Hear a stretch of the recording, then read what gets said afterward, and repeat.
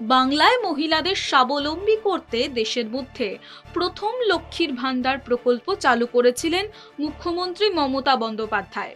এ রাজ্যে ব্যাপক জনপ্রিয় এই প্রকল্পই পরবর্তী সময়ে একাধিক বিজেপি ও অবিজেপি রাজ্যে চালু করেন সেখানকার মুখ্যমন্ত্রীরা। মহারাষ্ট্রেও সেই প্রকল্প চালুর প্রস্তুতি নিয়েছে এনডিএ জোটের সরকার। তবে মারাঠা ভূমি বেকারত্ব ইস্যুতে যথেষ্ট কোণঠাসা শিন্ডে সরকার। এই ইস্যুতে বিরোধীদের মুখ বন্ধ করার পাশাপাশি ভোট রাজনীতিতে কয়েক কদম এগিয়ে থাকতেই এবার সেখানে পুরুষদের জন্য ঘোষণা করা হলো লাডলা ভাই যোজনা।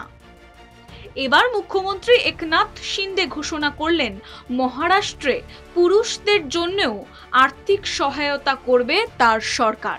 যে প্রকল্পের নাম দেওয়া হচ্ছে লাডলা ভাই যোজনা, যে প্রকল্পে স্নাতক পড়ুয়াদের প্রতি মাসে দেওয়া হবে 10,000 টাকা করে।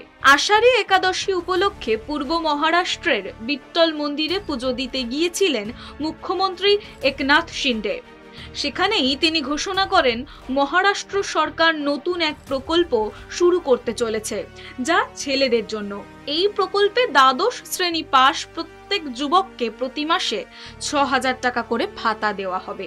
যারা ডিপ্লোমা করেছেন তারা পাবেন মাসিক 8,000 টাকা এবং প্রত্যেক স্নাতক যুবককে মাসে 10,000 টাকা করে দেওয়া হবে। আর কয়েক মাস পরেই মহারাষ্ট্রে বিধানসভা নির্বাচন। তার আগে শিন্ডের এই ঘোষণায় রাজনৈতিক মহলের দাবি, লোকসভা নির্বাচনে মহারাষ্ট্রে এনডিএ জোটের ধাক্কা যাতে বিধানসভায় এসে না পড়ে, তার জেরেই এই উদ্যোগ।